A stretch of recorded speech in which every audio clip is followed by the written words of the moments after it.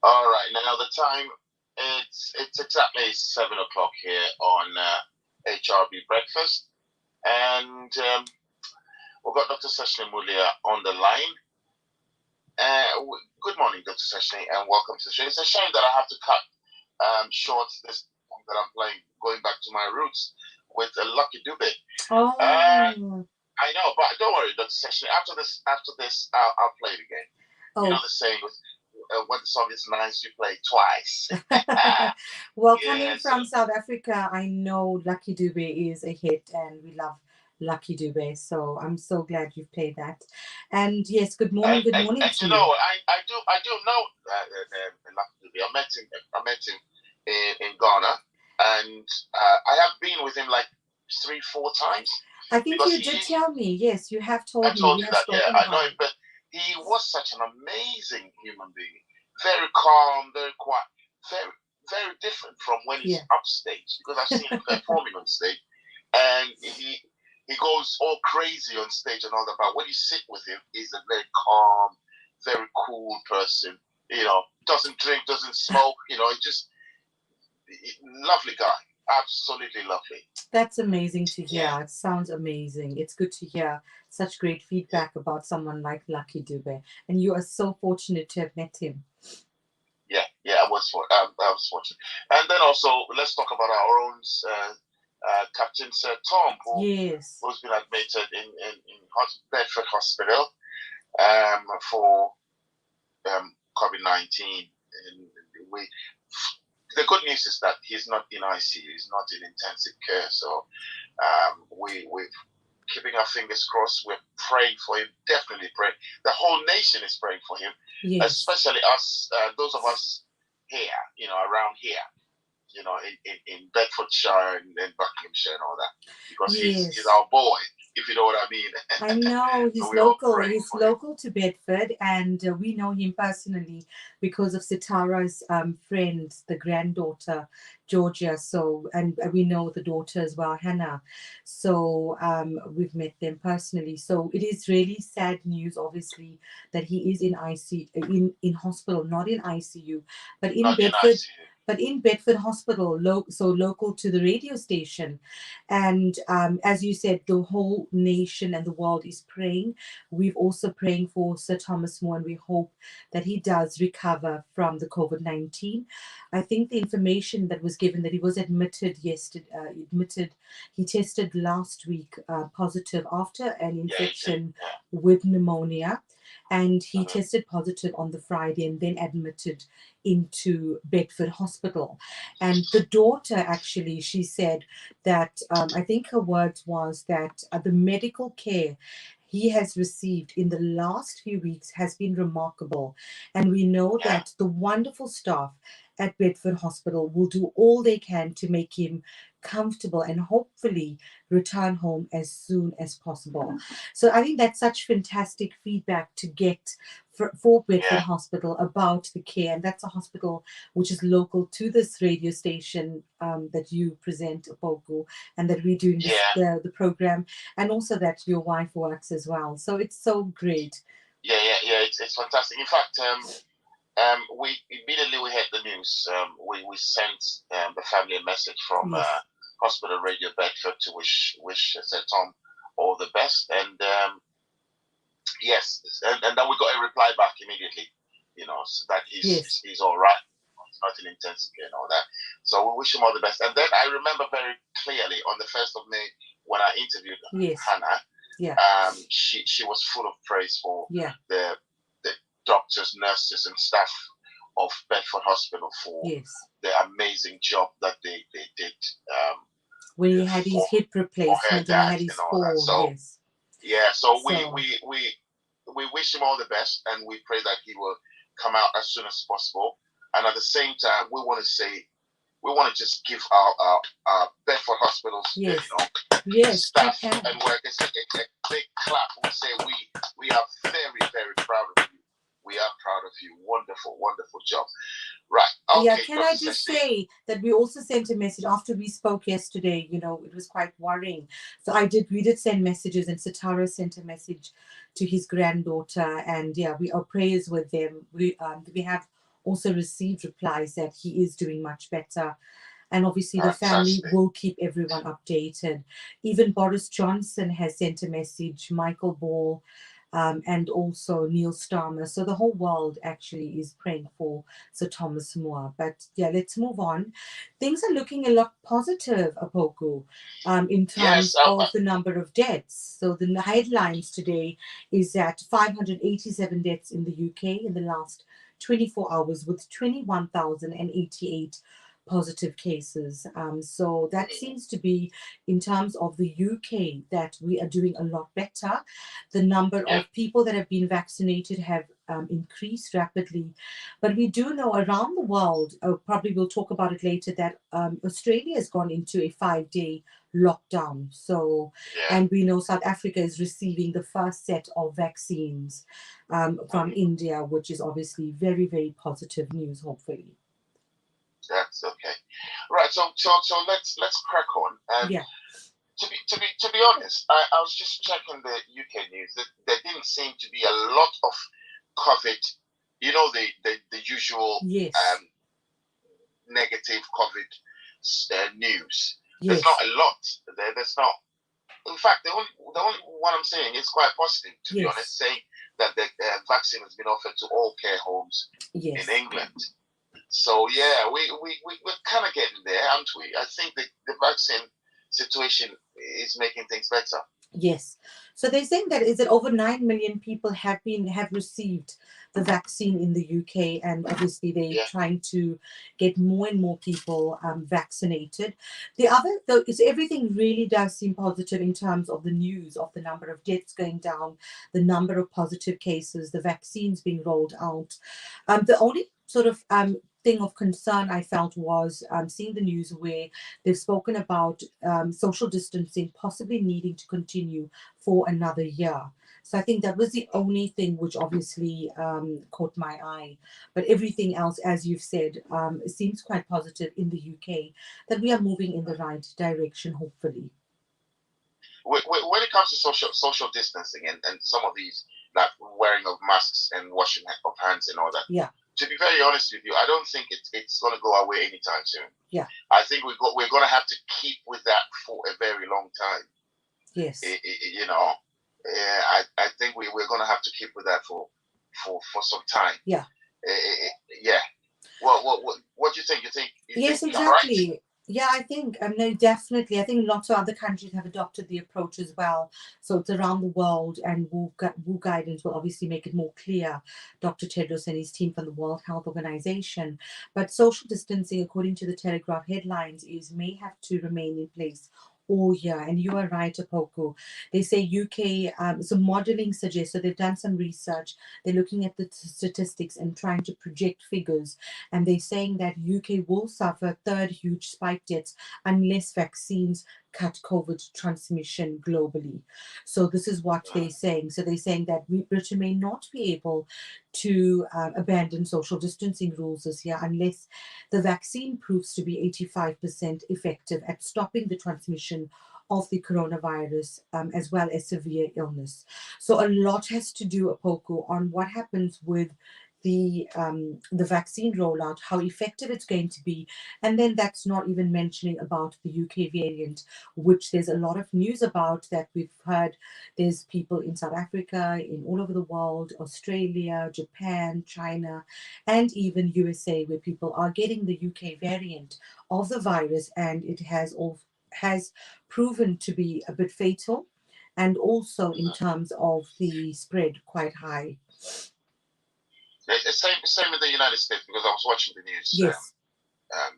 late last night, and they seem to be talking about the UK variant a lot there in the States. It's sort of spreading in all the states in America, and also the South African variant. Yes. You know, that also is proving to be quite deadly. Yes. So as much as things are looking positive, Opoku, yes. Sorry, go on. No. I'm just saying. I think I had finished talking. And, okay, I'm just making sure that you're getting your chance to talk, because I can go on, and the time just goes. It's I really enjoy the show, and thank you so much. It's just the time goes so quickly, and we've got so much to cover, because it's not just the UK, we're covering the whole world, and we've been doing this since the 2nd of Feb, which is really good. Yes, looking at the positive, you are right. The other optimistic news, so Matt Hancock is saying, contrary to the social distancing measures which we've spoken about, but I think, as you said, it's something that people will have to get used to, and that's something all over the world. Matt Hancock is predicting happy and free summer despite social distancing fears. So there's obviously a lot of optimistic and positive news regarding the COVID-19 in the UK. But however, other places around the world, there obviously is still some concern. Yeah, there's a news on Ghana as well, because I'm kind of trying to follow what's going on in not just Ghana, but the whole of West Africa and parts of Central Africa as well, to check out what's going on there with the pandemic situation. And Ghana, just yesterday, the president has announced, all pubs are shut. Yes, he's shutting all the pubs and shutting all the entertainment venues and all that. Schools are still open though. Or schools, some of them will reopen soon, and but drinking bars and pubs and restaurants and all that, they're all shut. I think the only places that are really open, of course, are the shops, grocery shops, and supermarkets and places of worship, but they must adhere to very, very strict rules. Because I think people started becoming complacent because the numbers are not that high. So people started becoming complacent, and they started doing stuff that they shouldn't be doing. And thank God that the government just said no, you can't do that. So everything is shut now. Well, that's good news. It's good for the nation, isn't it? I think it's good news. Well done that this is happening in Ghana, especially with you having family there, and that people obviously are going to listen more. I'm sure they are doing quite well, because Ghana's done very well in terms of the pandemic, very low numbers in terms of the positive cases and deaths. It's in number 80 something in the world, so it's done extremely well. But obviously it's good to see that the government is not being relaxed and still taking the positive steps of managing the risk. Looking at the alcohol and like pubs, we know that in South Africa very early on, when they went into lockdown, there was a ban on alcohol. Recently, again,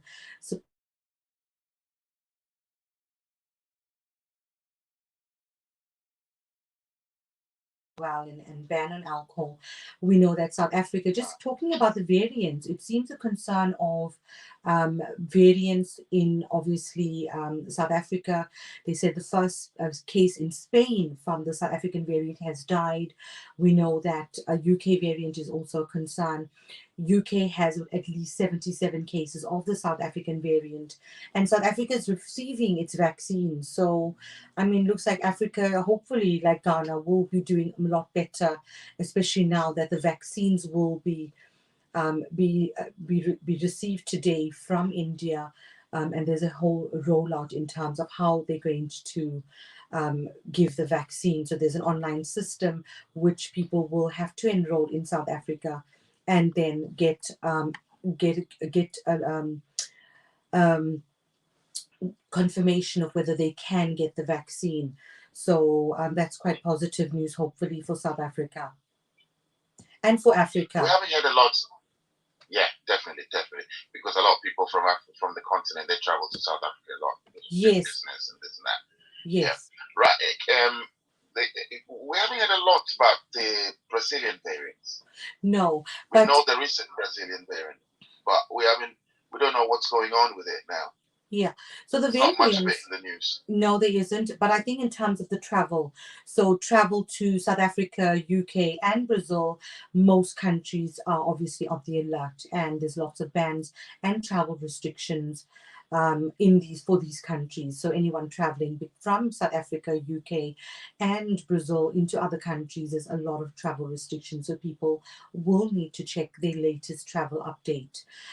Also looking at these variants, you are right, we haven't heard much about the Brazilian variant, but we do know that there are other variants out there, and it's not just the South African and the UK variant that we need to be concerned, because what has happened is we know there's at least 23 strains of the virus, and the virus has mutated in order to be able to do what it does.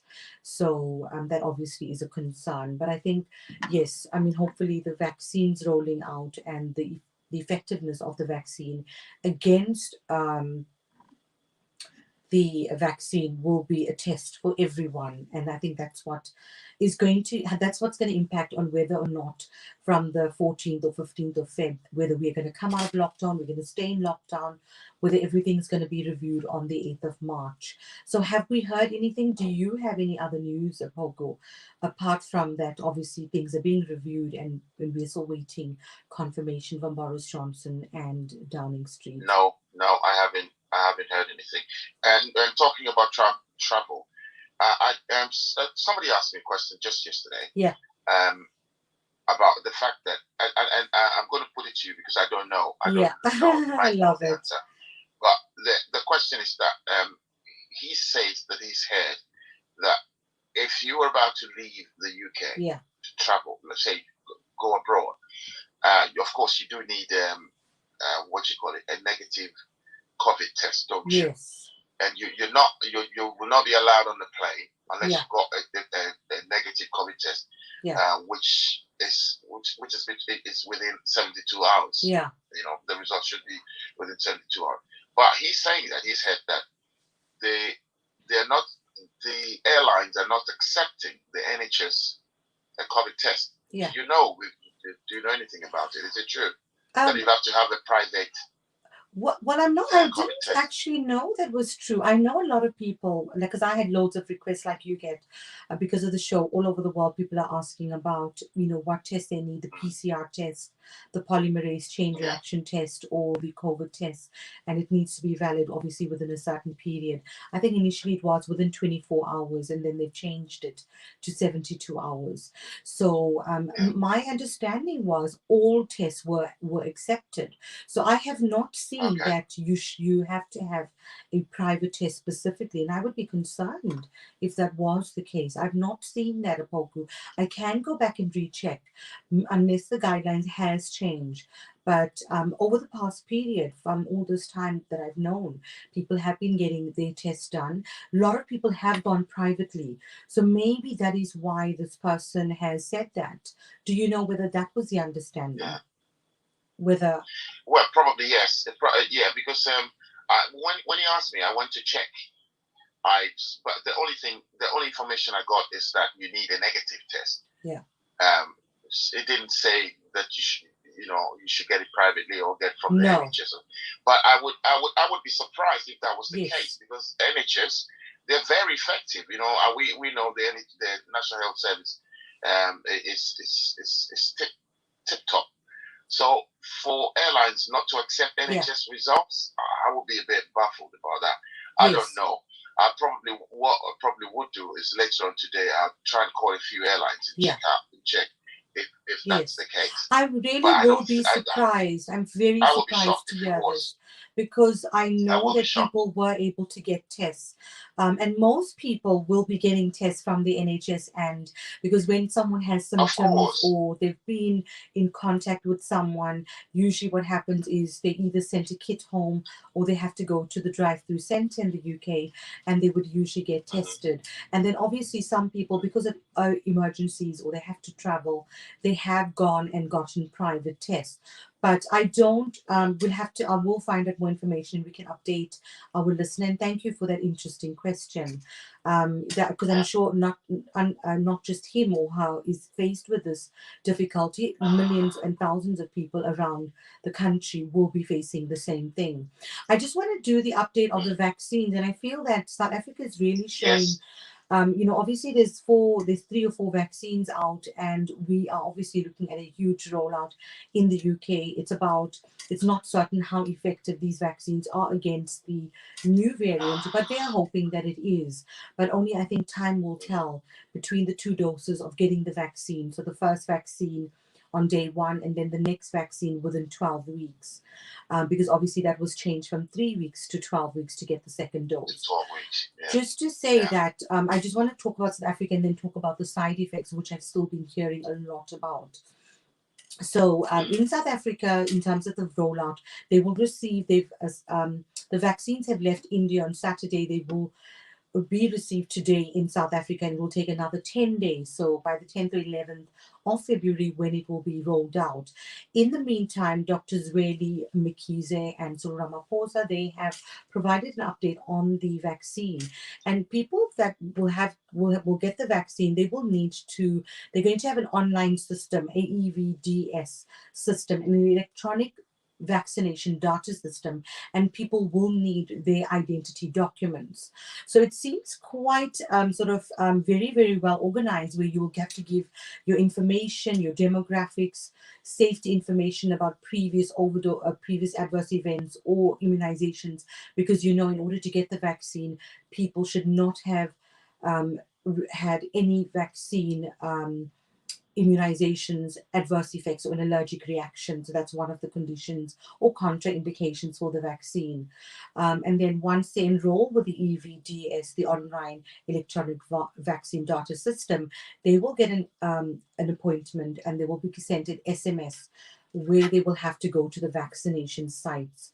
So it seems quite well organized, and so Dr. Pillay is one of the people that's involved, and SAFRA, and they said they're hoping that there's no delay in the rollout of the vaccine. So that's just to reassure. And they are going to target the 2.5 million health workers, which was done in the UK as well. And then they're going to target the rest of the country. So in terms of the side effects, Opoku, I've been hearing a lot. So we spoke to the other 2 doctors, Dr. Linus and Dr. Dio as well, yes. And, we spoke about the initial side effects, where people can get pain on the side at the site of the infection, so mild, of where the vaccine is being given. So you can get some mild pain, and it can hurt for 1 or 2 days. People have reported some flu-like symptoms, headache, feeling very tired, and some others have reported more severe symptoms. So I'm still hearing a lot of different, and I'm seeing lots of different posts in the media and from people that I know who have gotten the vaccine. So obviously, just to inform people, when they do get the vaccine, be on the lookout for any side effects, which can be mild, moderate, or severe, and obviously do keep a diary of it.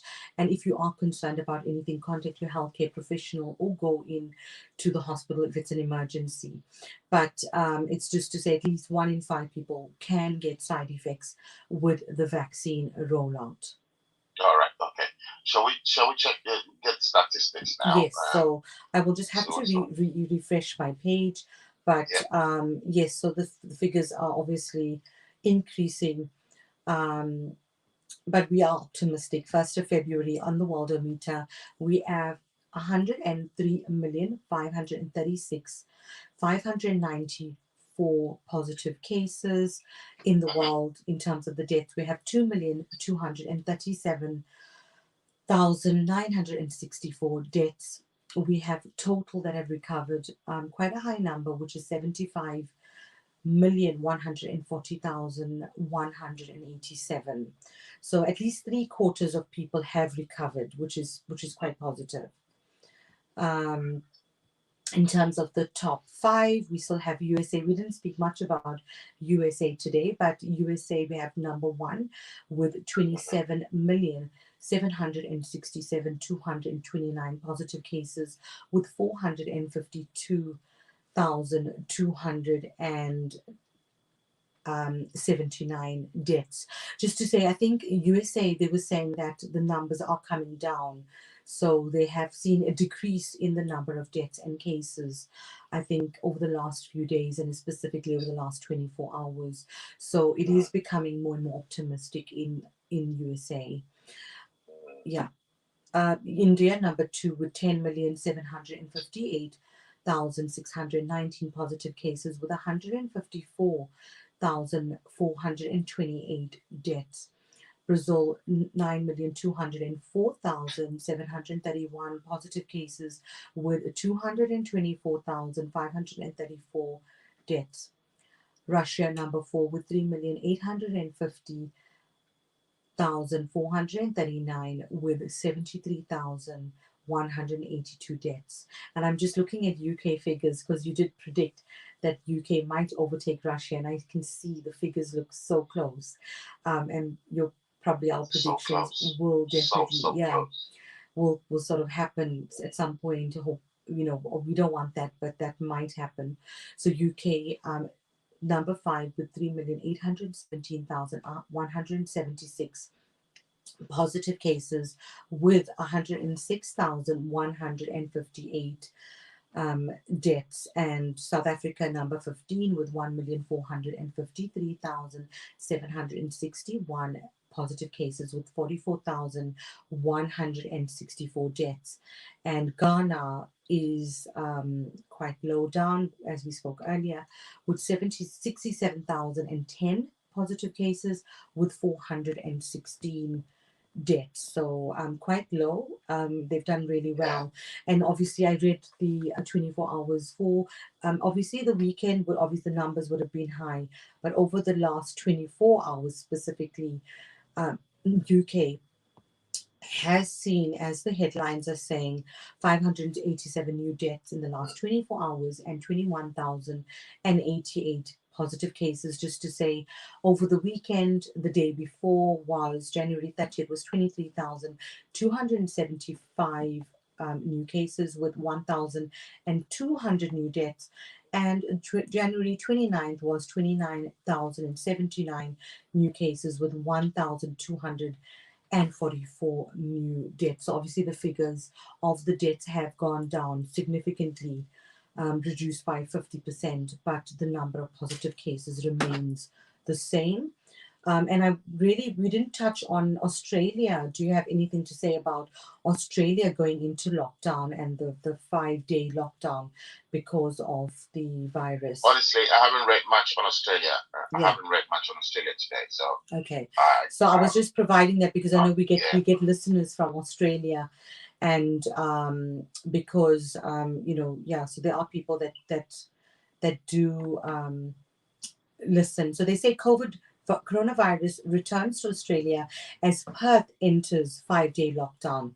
So they said hotel security guards positive COVID test ends 2 weeks after zero transmission. But it seems that in Perth, that they are going into a 5-day lockdown. So obviously, yeah. So we obviously need to get, so for 2 million people, because of one case. So they've had one case, and as a result of that single case in Western Australia, they've gone into a 5-day lockdown. So we'll keep an eye on that, because I've got cousins, and she had mentioned earlier when they had gone into lockdown about 2 weeks ago. So it seems they're going into lockdown again. Okay. Yeah. All right. So that's it. But before we go, yeah, tomorrow will mark 1 year since we started. Oh my goodness! Wow, that is amazing. On Hospital Radio Bedford, and it's a great achievement, I would say, because for you to wake up every morning, I'm used to waking up. I've been doing that since 1995. I know. So it's not really hard for me to do that, but for you to wake up, and I remember when we started, you would travel all the way from Milton Keynes to Bedford to the studio, and then after we left the studio, not left the studio, but now we can't broadcast from the studio because of the COVID restrictions and all that, and we continued with that. You're doing it from home, and I'm doing it from home via Zoom. And we've been doing it for a year. And I'd like to say thank you very much and congratulations. As you know, from all of us here at Hospital Radio Bedford, sincerely, we are grateful to you for your knowledge, for your wisdom, for your input, for being there for us all the time. Anytime I call upon you, sometimes I feel a bit embarrassed when I have to call you at certain times of the day and night, when I know you've got family and all that. And I'd like to say a huge thank you to your husband and your children as well for bearing with me and tolerating me. And this is amazing. Thank you very much, Dr. Session. So tomorrow is a big celebration. If we could fantastic. Go out, we're going to celebrate. I would have taken you and your family out to have a nice drink. But unfortunately we can't. But we will still celebrate. We will still celebrate. Okay, well, thank you so much. Well, go on. Thank you so much, Opoku, and we'll get a chance to talk more. But I'm so grateful for the opportunity, to you. We absolutely, our family loves your family, and we are so grateful for this opportunity. And you guys are so amazing. You are brilliant as a broadcaster. I have the utmost respect and gratitude for you. And I'm grateful to Velma James, who actually introduced us. And through you. Exactly. Yeah. And through that meeting, I've met other amazing presenters on Hospital Radio Bedford, as well as the chairperson, who are all brilliant. You guys do an amazing job. We can talk more about that tomorrow, but you've got me so emotional. It's I've never felt it a chore. I've loved every minute, and you've been so tolerant of me the days that I'm tired and I'm worn out because of the exams and teaching doctors worldwide and my on-call. So that is no tolerance at all. It's just it's just you can't. You're a human being, man. Like they say in Nigeria, body be firewood. The body is not firewood. So when you're tired, you're tired, and when you're busy, you're busy. There's nothing, and because I know you go out of your way. You definitely go out of your way. Sometimes you're tired, but you come on and all that. Yeah, I know. You've seen me at my worst and listen and just getting out of bed. I've seen you a few times yawning and all that on the show. You're tired. It has happened. I don't know how you do it, but you've been doing it for how many years? Wow. We'll talk about that tomorrow. Since 1995. Amazing. 1995. That's a lot. That's plenty of years. Going. So I'm kind of used to it. We'll talk about that tomorrow. But thank you so much. Yeah, we will talk about it tomorrow. Tomorrow is my anniversary, but then let's leave it there. Okay. Wow. So very good celebration. And that is amazing. 2nd of February. I'll give you some more details. Well, I hope tomorrow's going to be a really nice celebration. Before you start asking me more questions. Sorry? We'll have to talk more about that tomorrow because you're going to have to talk. And I will. Was that the other thing you were going to say, the anniversary? Yeah, that was the thing I was going to Oh, say. so tomorrow's a really So special tomorrow day. is my anniversary. So that will be amazing, It is amazing a too. special day, yeah. Yes, Two so anniversaries in one. You buy one, you get one free.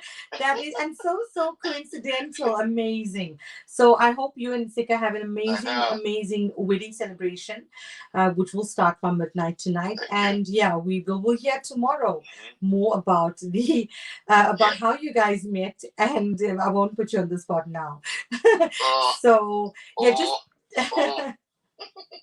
Happy birthday to everyone celebrating. I know Kapi Gasin Muthusamy, and I think there's a Dr. Pillai in India that I follow. He's also celebrating his birthday. So happy birthday to every single one. There might be a few more other people. I do apologize if I've not mentioned everyone's names, but I hope everyone has a fantastic day. And guys, let's spread the love and not the virus. We're praying for Sir Thomas More from the bottom of our hearts. We hope that he does get better because it is a challenging time, and our hearts and our prayers go out to Hannah, Benji, Georgia, and the rest of the family, the Ingram Moore family, and Sir Thomas More. And thanks to all the NHS staff at Bedford Hospital for providing such amazing care, which includes your wife, Sika, as well. Well done to everyone. Thank you, Opoku. Namaste, guys. Bye, and have a fantastic day.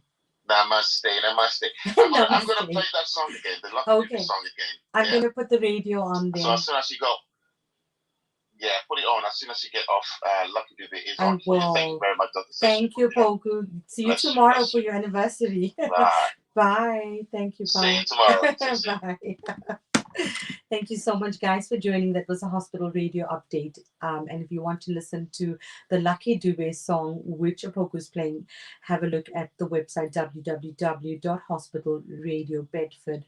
www.hospitalradiobedford.org.uk.